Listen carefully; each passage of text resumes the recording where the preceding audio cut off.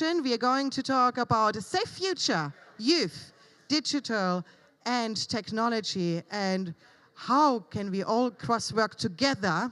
I promised we have a special guest because also in context, what actually the difference from last COP to this COP, what happened is the whole topic around culture and creative industry to have a space, literally a space in the discussion and in the official pavilions and platforms has continued. And we are not the only ones which are talking about this. We are actually, could I have some, I love that you all try to talk to each other.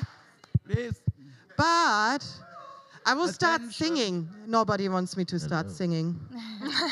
Actually, everyone, please be trying to continue the panel. You are very welcome to continue the conversation outside, but then you're missing the next panel. Excellent, thank you very much. Hello. We are all looking so fabulous today. Look at that. So, as I said, as much as like we are leading and guiding, but there is so much happening also literally outside. And we have a special guest, Andrew, who is here to bring us more hope and also like what's happening over there. Also, where is it there? So, enlighten us, please. Hello. Well, thank you, Lisa. Thank you to EIT Climate Kick for bringing this essential content to COP28. As you heard, my name is Andrew Potts. I'm here representing an advocacy campaign called the Global Call to Put Cultural Heritage, Arts, and Creative Industries at the Heart of Climate Policy. And I am here to break a little news.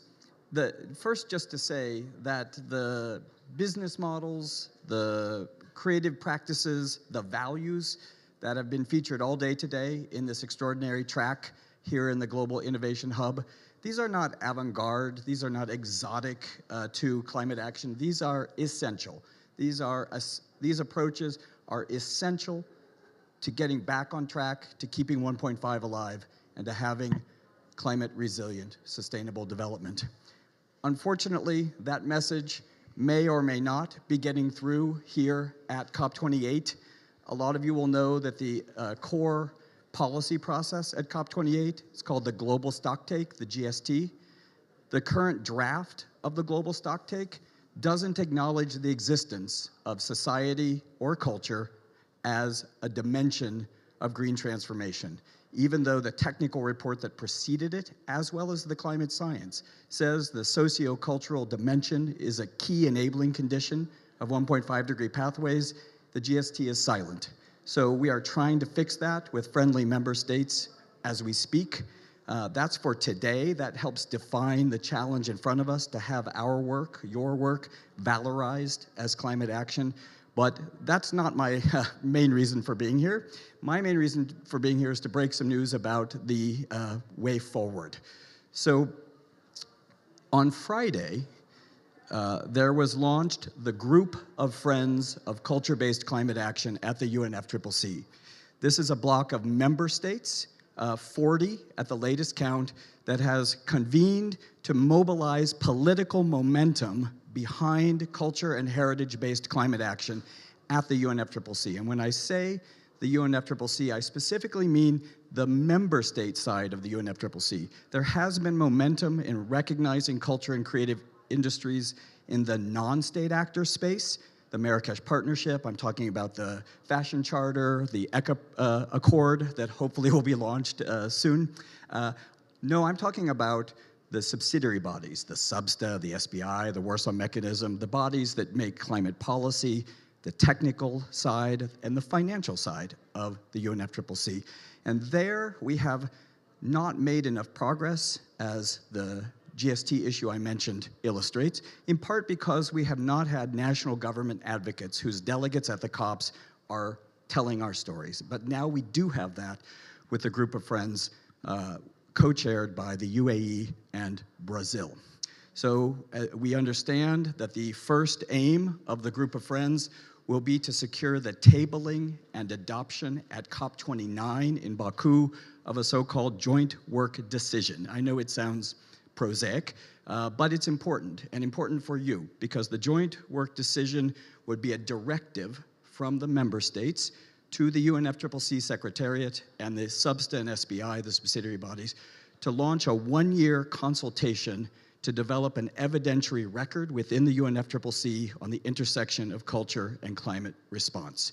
And there it will be essential that you bring your stories, your evidence, your data, your case studies, your creativity to that consultation, because the consultation should produce a work plan, the first ever work plan on culture and climate for the UNFCCC that would be adopted by the member states at COP30 in Brazil. And you can see why it's so valuable that Brazil is co-chairing this 22-month initiative. But to have that consultation, we first need this joint work decision to be tabled and adopted in Baku. And this is where we need your help. So I invite you to go to www.climateheritage.org and have a look at the global call. This is the civil society campaign to support these outcomes. Sign up, I hope. And if you sign up, if you subscribe to the global call, then we will keep you informed about what we are calling the Dubai to Baku to Belém Action Plan for Culture at the UNFCCC, this political campaign, this journey we're on to get a joint work decision tabled at Baku at 29, and a first ever UNFCCC Action Plan for Culture in Belém. And I thank, really, Lisa, thank you. I really thank the EIT Climate Kick for making this space for me, and as I said at the outset, most importantly, for bringing this content to the COP, because your voices are missing and so needed in this space. Thank you. Thank you so much. We have heard your call and we will join the party. So, Miroslav, continue with the confetti, because we have some energy now to, unleash.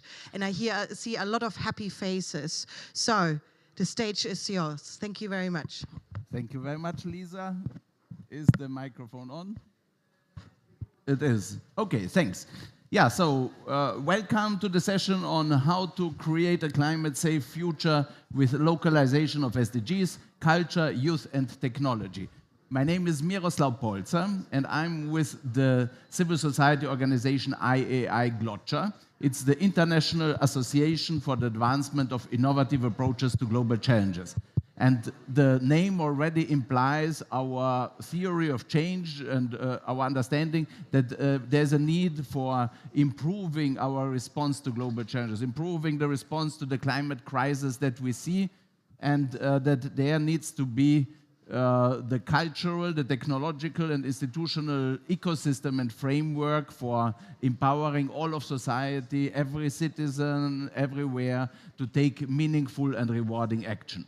And the key pillar is culture. It starts with an emotional bond somehow to these challenges, to this triggering of the readiness for cooperative action on the local and global level. And it's really very laudable that the UN Global Innovation Hub has given culture and creative industries a whole day today here at the COP28 to talk about these topics. So our specific focus here is on developing the tools for citizens, and especially young people, that they can take action and that they can also engage and contribute to these global efforts, because we see the world around is changing. It's falling apart to a certain extent. In our place in Austria, we've had this year drought, we've had flooding, like 100-year flooding, we've had windstorms which have cut forests totally down, everything away. So really, and people are getting afraid of the future. The climate-safe future is certainly not something what we can take for granted, and people want to take action. They want to become active. They are feeling paralyzed, and we have to now really make an effort with culture, with digital tools, to give them a way that they express themselves, that they build, that we build visions of desirable futures, alternative futures, which then the communities can pursue. And we have to give the apps, and we have there, we are working with IAGLOCHA and the Climate Change Coalition on developing tools for local SDGs and climate action. We have the aim to build a consortium which will then develop the individual SDGs and climate action app with digital identities so that we really know who is where, with providing access, with satellite-based internet access, and also with a global challenges action registry. And Web3 technologies are here a particular enabler, and we might hear from our panelists about this. And a flagship initiative that we have is Digital Art for Climate. It is an art competition and a music video competition which gives the opportunity for people to communicate to this global community, global process, their visions. And it's Web3 technology based, so it has the possibility to create digital assets which can be then used for monetization, for resource mobilization, and it has then also another component that it can be used very nicely for digital skills development and innovative climate action learning in schools, but this will be then a topic of future conversations. So now we are here at the Global Innovation Hub. We have the task force for creative industries and culture. And we have wonderful artists from Japan, Mari Asada, NFT artist, and Web3 expert, Laura Rojas, a Spanish name. And you are living now where? In Stockholm. In Stockholm. Is this working? Yeah, Irina Karagau, Web3 technology expert, and then architect, international relations expert. So really very well fitting in this. And Anas from here from the UAE, who is also Web3 from ArtsDAO, and is also able to say how this kind of tools and approaches are resonating here in the region. And perhaps let's start with Irina. You have been most involved in our Digital Art for Climate initiative, and you have seen how it resonates with artists, with youth, and also the relevance in the UNFCCC process you have experienced at several COPs now. Please. Thank you, Miroslav. So yeah, Irina Karagaur. I'm an architect with a master degree in urban planning policy design who transformed into an entrepreneur in the Web3 industry. Building these bridges is really important because we have creativity, and architects are creative by nature. We need to imagine what we want to build. Artists imagine what they want to see on the paper, on a digital canvas. And then often this imagination, this creativity leads to innovation. And then innovation leads to impact. Blockchain industry has been designed to transform the real world, has been designed to tokenize all the assets that we have in the world and to enable us to transfer this value of tokenized assets in a transparent, immutable, and way that is accessible for everybody. The motto of blockchain industry is less trust, more truth. That we are eliminating middlemen and we're really giving, connecting creators, whether those creators are architects, artists, musicians, entrepreneurs, application builders, to the value and to the people. Today we had many discussions about consumers or users. Web3 actually introduced us such thing as a community because the paradigm is shifting. You need to be a stakeholder in every project you're involved in to be really caring. So since climate action is also about every single individual in the world, right? It's not only about, small group of decision makers. It really touches every single person. So we need that community, that global community, to be part of the decision-making process, to be stakeholder in it. And this is where NFT and Web3 technology plays a key role. Because with these communities, with DAOs, with NFTs, people have the ability to vote, to have ownership, to transfer value, and to do it all transparently and accountably. So in this process, we all become part of it. We all are kept accountable. We all are responsible. So this is really a true revolutionary movement.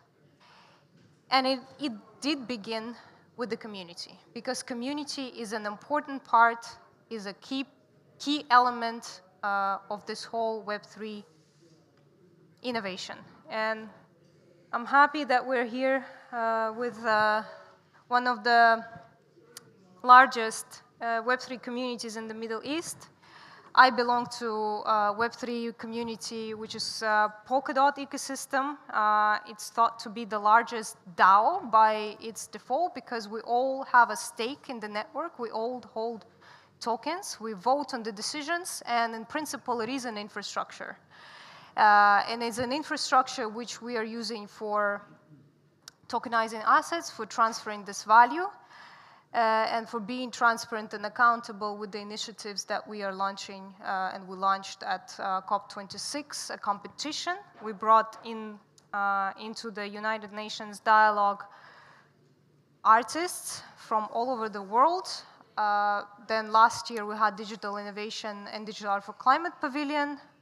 We're running these competitions and these initiatives to really bring voices of artists into the process, but also give the opportunity to be stakeholders of this process, to create NFTs, to learn about this technology, and connect with people with multiple communities to really, understand, create, innovate, and then have impact on the real world. Thank you very much, Irina. Regarding our programs, Digital Art for Climate, and also the tools that we're using for empowering citizens to take action, it's a brief explanation also why we have chosen this title.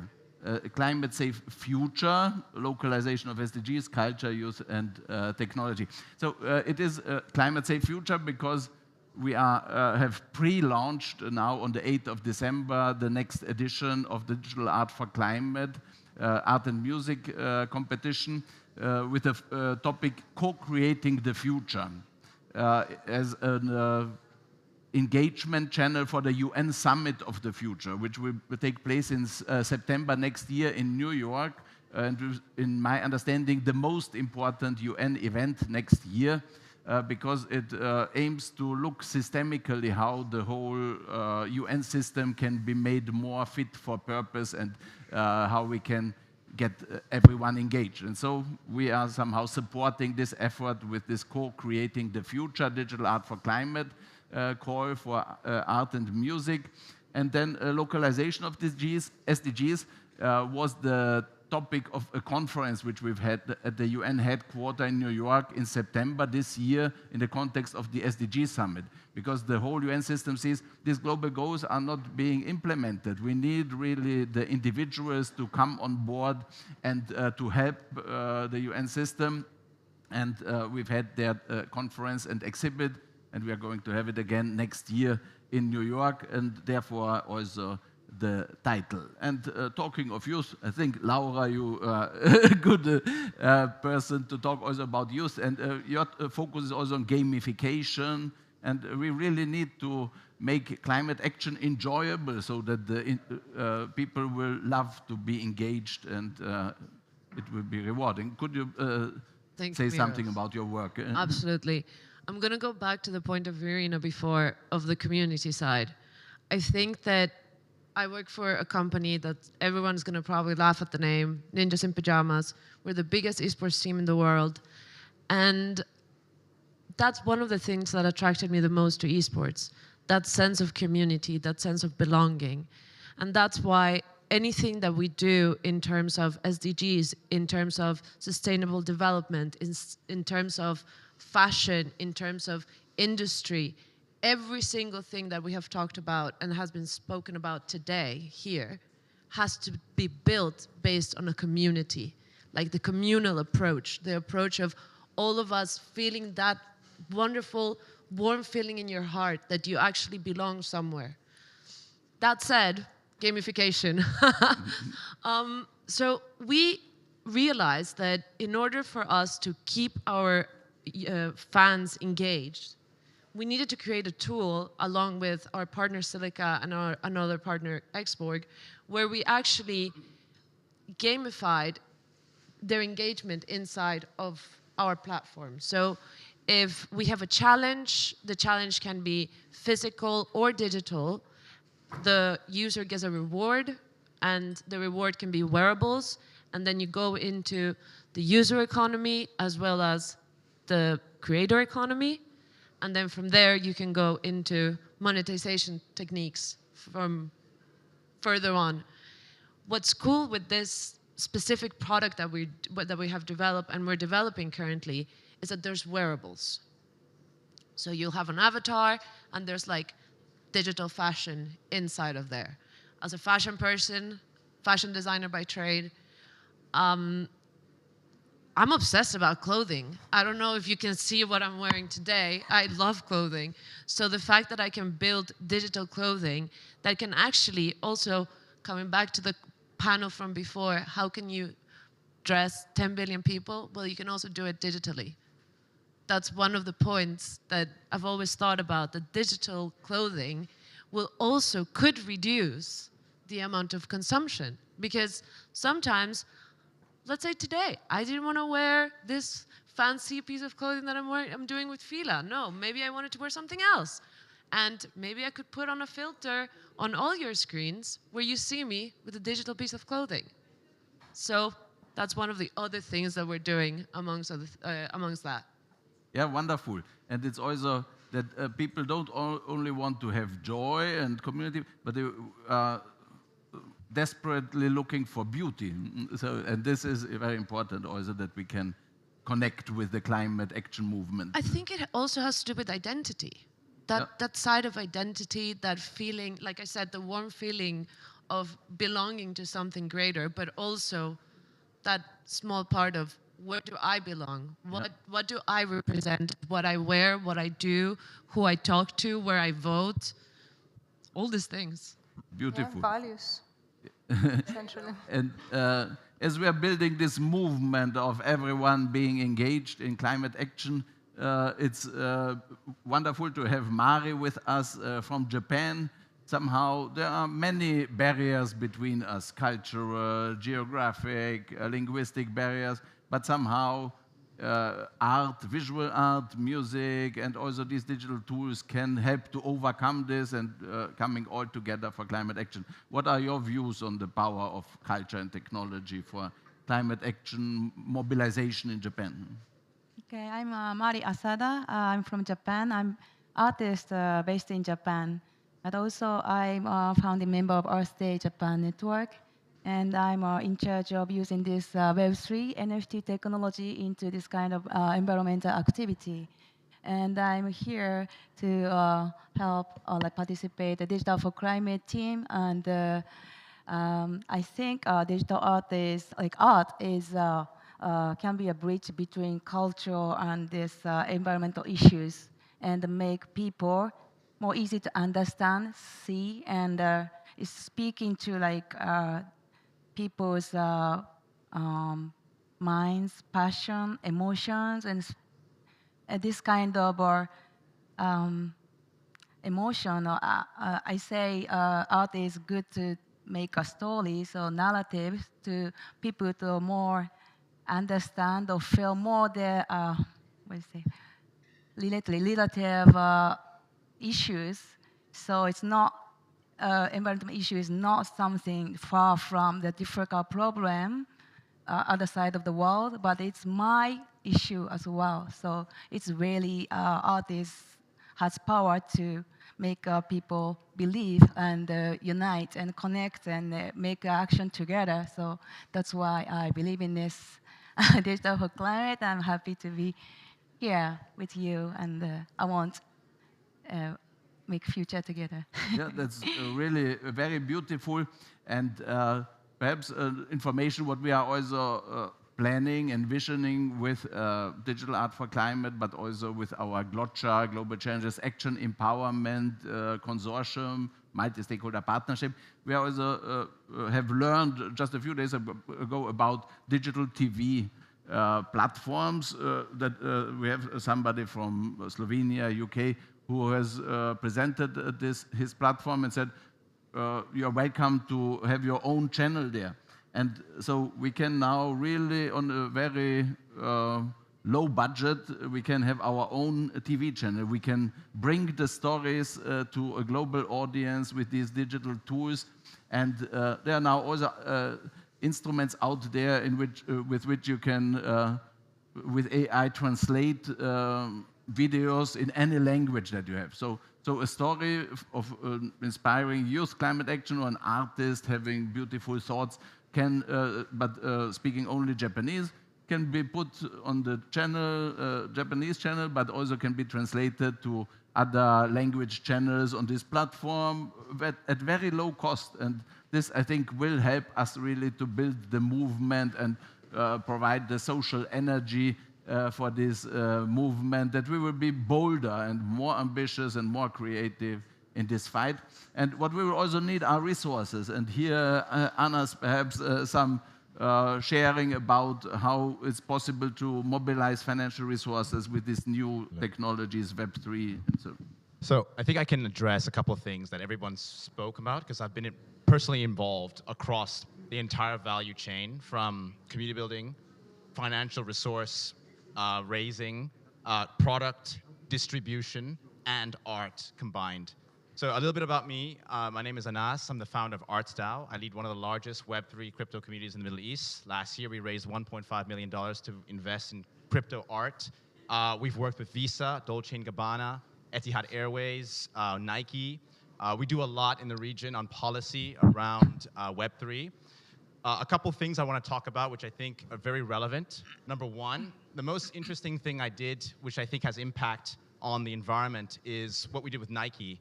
So Nike, they invested in a company called Artifact. Artifact creates what you were discussing, NFTs, avatars, that effectively create digital sneakers, okay?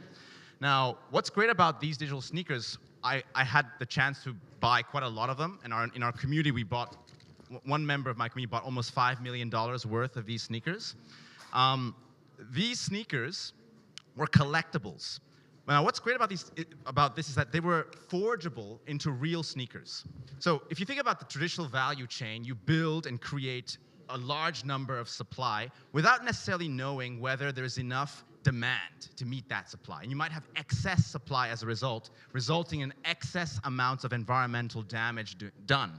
In this case, which I found really interesting, is that you mint whatever. So I minted, for example, 10 of these sneakers. I decided to forge 10 of these sneakers as well. So Nike only had to create 10 of these sneakers and ship them to me. He didn't have to, manufacture millions of them and see how much demand there was.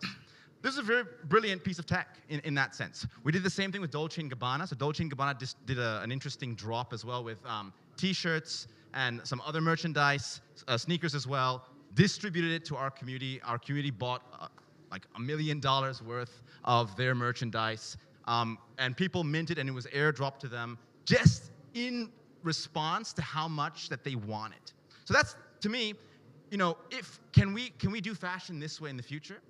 Instead of having a big store where you have unlimited amount of stuff, can we have digital representations of them, deciding what we want, and then having them forged on demand? That could be, an interesting future. Now, on the point of financial raising, I think, if we're going to do what we're going to do for the environment, we're going to have to raise a lot of money to make this possible. At ArtsDAO, we've done art for cancer research. We've done art for communities in Colombia, Comuna 13. We raised about $20,000 for Comuna 13 through an art piece.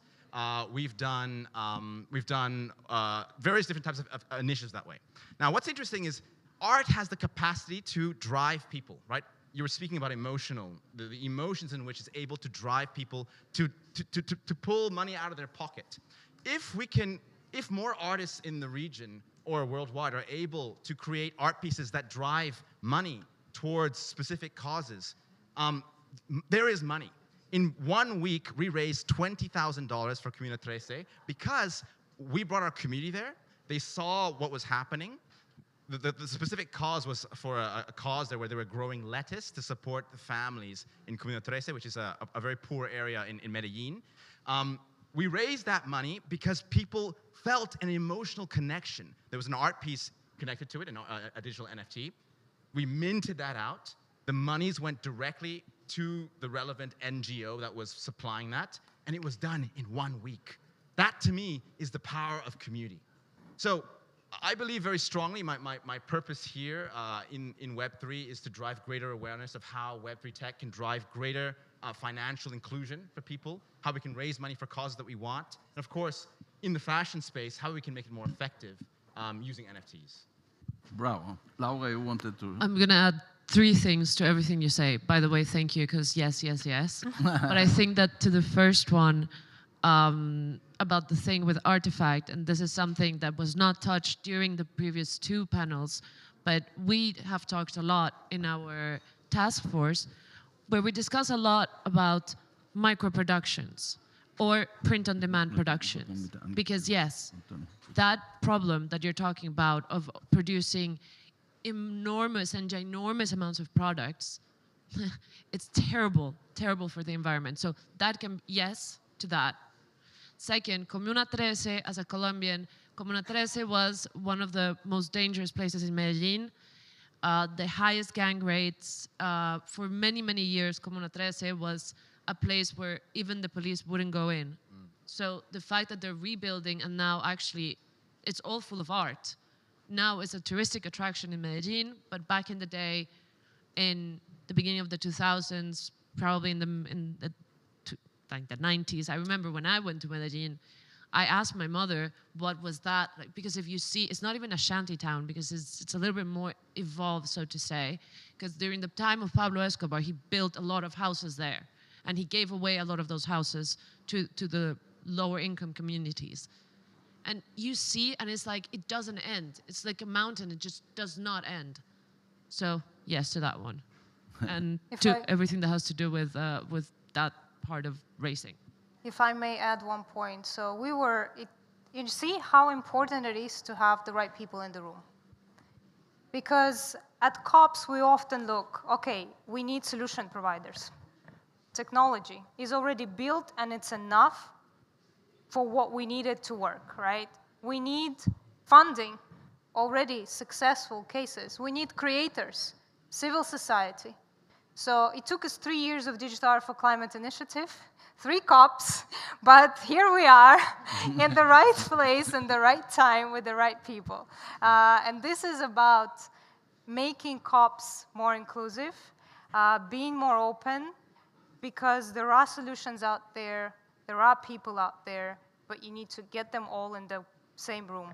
Lisa, also, thank you for task force and building bridges as an ecosystem orchestrator. Yeah. Thank you very much for these beautiful stories of transformation based on culture, and also for this really analytical view also on this, the role of culture. We'll have to run to another event that we have at our Digital Innovation Pavilion, Building 88 in the Zone B7. But continuing also on this topic of resource mobilization, we will have tomorrow at 10:30 a session with the CEO of the UAE Post Authorities and with the Dubai Blockchain Center about using crypto stamps as an digital collectibles, which will be combined with art from Digital Art for Climate as an instrument for resource mobilization for youth climate action. So it will be a democratization of climate philanthropy, where people in the post shop or at the fuel station or wherever will be able to invest or also compensate their voluntary carbon footprint compensation, and then using this new technology and uniquely identified NFT as the key that they, as the purchaser of the collectible, can channel the money towards the projects that they love. And this is also, again, this new opportunity, the total universe of opportunities for action opening up with these Web3 technologies. And we are proud to work with Climate Kick on this. We have a memorandum of understanding for collaboration on digital art for climate and on digital art for climate-related resource mobilization. And this will be a big thing. Tomorrow, 10:30, and now I'm giving to Lisa for the rest of the session. Thank you so much. And also to so what we are putting systemic transformation really in practice through people. So this is also understand the heritage and the history of standing on the shoulders of giants, and then also all of a sudden you become a giant as well and lift up other people. So this is a really magical moment. Thank you so much, because in order for being able to enable you and give you access, I had to be enabled too. And I was through our CEO, Kirsten Dunlop from EIT Climate Kick, who was crazy enough to hire me. So here we go. But also for the entire team of the United Nations Climate Change Global Innovation Hub, Eric here, and we have Masamba and Sylvia, who because you need people when you want to do true change. That means it feels different. Because, that's also if innovation doesn't hurt, then it's not innovation. It's the same thing. So, but it's that people are okay with that, they feel uncomfortable enough. And even though it doesn't make sense, but sit long enough in the room to say okay, maybe there is something. And also, by now, we are also desperate that we are really open for really different things. We're even so desperate that we leave the creatives in. So voila. And we are now going to stay, and we will come back more and more stronger and together, and also cross-consolidate. I also want to say thank you to my enabler, there is Muchanetta, the wind under my wings, our co-chair of the Culture Creative Task Force, because it is quite something, because I know in all of the panels, what you might have noticed is we have a lot of first-timers, and that is very deliberate, because we need to have different voices and we need to have different angles. Also kind of what are you actually doing here? I think sometimes we don't question ourselves that enough. There is in innovation, especially in programming, in technology, we're doing something like Scrum, which is you do iteration all the time. So you actually stop and look at what's going on. Then you make a plan, and then you run, and then you stop and iterate. So, and that's what sometimes when I came in was so where is the iteration? Where is the stop? So we are kind of doing a little bit of systemic transformation inspired by software engineering. Yes, that was the bridge back to you, Irina. Thank you. So the biggest challenge we have in software is that it's predominantly driven by engineers, and engineers think in a dimension, right? And then you need to include other people who think in a dimension of geographies, geopolitics, policies, international relations, supply chains. So you need to have, again, going back to the right people in the room. Because what often happens in the technology, okay, let's launch this pilot, this proof of concept, and then see who comes. But it doesn't really work like that. To really have adoption, to really have impact, we need to listen to the customer. So we need to first collect that feedback. What is that solution that needs to be developed? What is missing? And then also collaboration, what we talk about so much, that one small team cannot really serve the entire planet. So we need solutions that can work at scale. And for that, we need larger teams, and we need ecosystems. This is where everything is really shifting. Companies who are successful, this is a giant paradigm shift. Before, in phase one, we had oil companies, banks dominating industries. Then giant big tech came in, Microsoft, Apple, etc. And now all of these companies are learning that actually you need to decentralize. You need to give power to your customer, otherwise you just simply won't survive. You need to change with the customer. So we are getting into this much more pace, much more agility, and you find that agility a lot in the startup environment, but then startup environment is still very isolated from the real world problems. So we have now communities, and this is a huge value because you can actually join like Telegram groups, Discord channels, and talk to engineers, talk to founders, have like blockchain is all about this communication. And this is how we can start really moving the needle from the grassroots communities. I love that picture a lot because like it makes it like so much more tangible. Yes. Yeah. So just like because I like the idea that all of a sudden, like, what is the customer? Right? What is your client? Because that also puts you like, you have to deliver something, exactly. Otherwise your client gets upset. So there is like a service culture I quite like. And also like, back in the day in engineering, like I remember when I went to university and I wasn't supposed to become a software engineer. I actually wanted to study arts. But like my university back then, they did like a crazy experiment where they tried to bring software engineering and graphic design together because we needed a new job. It was called web designer because there was this new thing, internet. That's how old I am. I'm actually not that old because it happened really quickly. So, and then what happened is like, but the real change came out of the industry because we started to educate ourselves and then it became institutional. And then we had to build up our own systems. Like, for instance, in order to scale, we had to agree to our language. We had to agree how to exchange code. And then we had actually GitHub coming in who helped us to harmonize and work together. And that all came out. And because all of a sudden we became fast, and we agreed to a certain level of standard. And I remember, and it's still like that, it's like, as a software engineer, the most proud possession is your GitHub account and how many pulls you have. Right? Because it is validation, and also like your code, you can make your code transparent. And with that, I'm actually especially also very excited of like the project what we're working on here is like with the digital platform, because I think as a common denominator here is like, this is about transparency on a human level, on a systemic level, on a data level. And that's what we have to go towards to. It's like, because only with that, we can really scale up. Otherwise, we will just keep blocking each other. Can I have Yes. word? Can I bring more like old example? And my personal story kind of, but my grandfather was architect, a city planner, and he was in Tokyo University. He's studying, but 1943, he have to go to Navy. He have to graduate early and go to Navy. And he was building up the airport in Kure in Hiroshima. And when atomic bomb dropped, he immediately went there to rescue the people. And he saw the ground zero, like he saw the hell, he said. And he said he died once.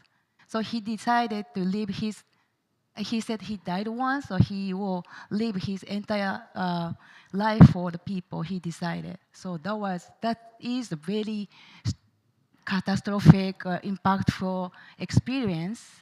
And he went back to Tokyo, and then he, at very young ages, like 20-something generation people, rebuilt a capital from scratch. There was nothing like that bomb. But that is that they have passion, they have a future, like hope, so they really passionately built the Tokyo from scratch. So that, but we don't have that kind of we don't have like this, most of the people coming to COP don't have the experience for the war. I don't have the experience, but and for example, another example, tsunami happened at Fukushima. We have massive earthquake and tsunami and Fukushima. So I thought like that tragic thing changed people's mind, but still people going back to the daily, like usual thing, people forgetting. And I don't think we should forget about it, and we should have to keep thinking, how can we make harmonize like sustainable future and our planet. So that I think art can be a narrative to make story or make people think, and that yes. So talk about engineering. My grandfather was engineering, like a hardware, but we are more like software. We are building a brand new, like a cutting-edge technology, like Web3, and we can build a community and build up new society or sustainable future. So that I'm thinking like really important engineer and artist work together, make future like systematic, also imaginally like a bright future. So that was my point of view. I feel like, so it's like, bringing us together through a collective trauma. As we call it, also like the climate anxiety. And there is like also, I think it's like there is this whole vibration underneath the surface where like we see more and more cracks are happening, and it affects also our mental health. So like we've seen that especially in context of youth. It's like we see the statistics that like every 7th teenager will attempt suicide. So that's a statistical fact, and a lot of that is connected to anxiety. But also like it's not only in youth, it's also like with grown-ups. So like we have to address the emotional. What it actually does is like that, we all try to like, we have to run and do something. But like what? Like that is, but like if you feel like you don't do something, that also freaks you out at the same time. So there is a whole confusion and drama coming on which we also have to heal and consolidate. Technology is only a solution. It helps us. It's a tool. It's like it's a tool for that. The solution is actually us using all of those tools together, and we can't use it as an excuse, like if the technology is there or not, right?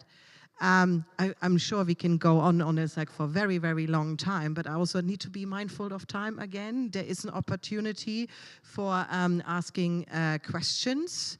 If anybody wants, is brave enough. We are recording this, by the way. Yes, Jan. Hello, Jan Jordan from RWTH Aachen Institute of Technology in Germany, and there I'm active in building bridges in sustainability transitions and innovation with the Global South. And you are all providers of best practice examples, existing networks, and resources that can really be directly used to create impact. As Irina said, we are here in the room, and we could focus our activities and initiatives in a certain direction. And this is just a suggestion, because I'm partially also based in Southeast Asia, and spoke with the Assistant Director Education, Youth, Sports at the ASEAN Secretariat, and he's also a very strong advocate for change, and he brings programs of funding and international partnerships on the way. And we have discussed also with some other people here in the room already what could be done to build the links and to connect the continents on certain sustainability transitions actions. And I would just love to have further discussions with you on on shaping programs and coming up with some drafts and building alliances, etc. So no question, but expression of interest to collaborate. Thank you. Okay. We will find work for you to do, don't worry. It's like we're getting everyone in. So one more question. We have a chance to, before we go to the next question. Excellent. Then we have work to do. One thing I would actually try, because like what you said, Anas, just before, is like this is also using this platform for calling out, or like putting the finger on certain blockers and handbrakes what we have. And since we're experts in sense making at Climate Kick, I will use my sense making abilities. We had a high concentration on mentioning certain brands, Nike, because it popped up just again. And I want to come back is because like what we just discussed with Muchaneta before, we have an issue of like, we need to have people in the room and they don't show up. And I think this is the time is over now to like, for excuses, it's like, oh, I don't know, or I'm not sure if I can contribute to something, or we are fine. I think this is like, that time is now seriously over. Right? So I also like welcome you to like use this platform, and also here to the audience is like that the time is over where people can make excuses to contribute and to sit here and commit to solutions. That is like, because like, we've been quite frankly far too nice, right? So it is not, it's the carrot and the stick. Because like also as we had in the other panels, it's like we can't wait. Things have to happen. We acknowledge the emotions. It is fine that you don't know, that you're scared. We are all. But things have to happen. And I was, especially because I guess I know we're always coming back to the fashion brands, but hey, data, right? And we have to more and more put on that, and especially because like we talked about fashion, but there is something to be said about the shoe industry, which actually we don't have enough data about it, because like if you're looking for human rights violations and highly sustainability violations, there is a dark hole happening there, and it is a fact, and we have to put it on the dot. We have to put it like really stick to that. It's like because like I'm not afraid, I'm too scared. I'm not afraid anymore to get blasted for that, because too many people haven't said it out loud. And that's over now, right? Because also we are surrounded by so many people, so I'm not alone anymore. Lisa, imagine this beautiful world where the digital passport gets gamified through blockchain. Oh, yes. In something beautiful that you get rewards through gorgeous art by beautiful artists. Imagine this wonderful world. Mazamba, here, you ask for a solution, we will gamify this. Policy can actually be fun. And we will show you. Thank you so much. The applause is yours. Excellent. So to who do I hand over to? Can I make a statement? Yes. Hello? This is a controversial statement. Yes. Okay. Yes. We are staying here until we get kicked out. So here we go. I'm just gonna make a controversial statement, because I think it's my first COP, and so I'm an observant here. But I represent a lot of very wealthy people. I work with them all the time, and I think if you're going to be thinking about change, it's going to happen with those people, in my opinion. The people I know, they are leading major organizations. They lead governments. They own multiple houses, multiple cars. They own textile companies in major, like where I'm from, Mauritius, distribution all over the world. They don't care about human rights. I have, like, one of my good friends, his family distributes Tommy Hilfiger, distributes Calvin Klein. He doesn't care, okay? Our families have meals together all the time. He's just there to make money. So what I want to say to make the real change is real change happens when these people have a reason to care. So they don't care because it doesn't affect their bottom line, okay? So somehow, if you're gonna want change, you're gonna have to make the financial problems related to climate change in some way. So for example, climate change is so bad that they're losing billions of dollars, okay? I know that sounds ridiculous. But when you're at that level, you know, you just don't care. You'll have 12 cars and it's fine. You'll have 4 houses. You'll have a private jet. You'll fly here with your private jet, then go to Malaysia, then go to the United States, then go to Europe. You know, these are their lives, and they do it because that's what they want. So how do you change their minds? You know, because these are the guys who speak to, they donate directly to presidents. They donate directly to political active kind of organizations. You know, British Petroleum, you know, Shell, like these guys, right? If somehow what's happening in this conference needs to think about how do you really tackle that? You know, the 80% of the damage that we're seeing, and we're thinking about it in the sense of recycling shoes and whatever, recycling this, recycling that. 80% of the people in this world are not actually making a big difference to the climate change crisis. It's 20% of the people who are causing the most amount of damage. Yeah, I think, see, it's like, so this is what happens when you stay in a room long enough to have the conversation. So the thing is also, I think it's like the problem contains the solution. It's like, okay, what do you change? What they care about is money, so let's hit them with money. And one of the pointers is from European side is like, so we have regulations like CBAM, the Carbon Border Adjustment Mechanism. So basically all of these regulations, what they all say, is like that your carbon footprint will become a cost factor.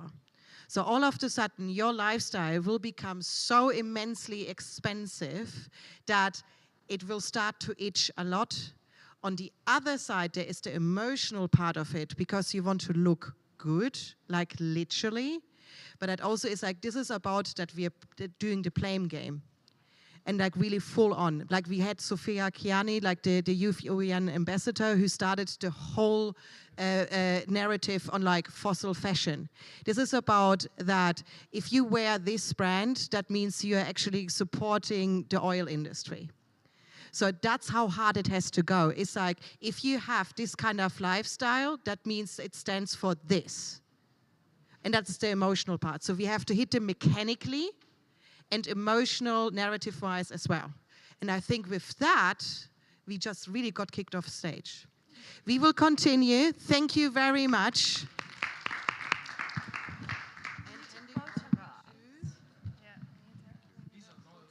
Thank you, Lisa.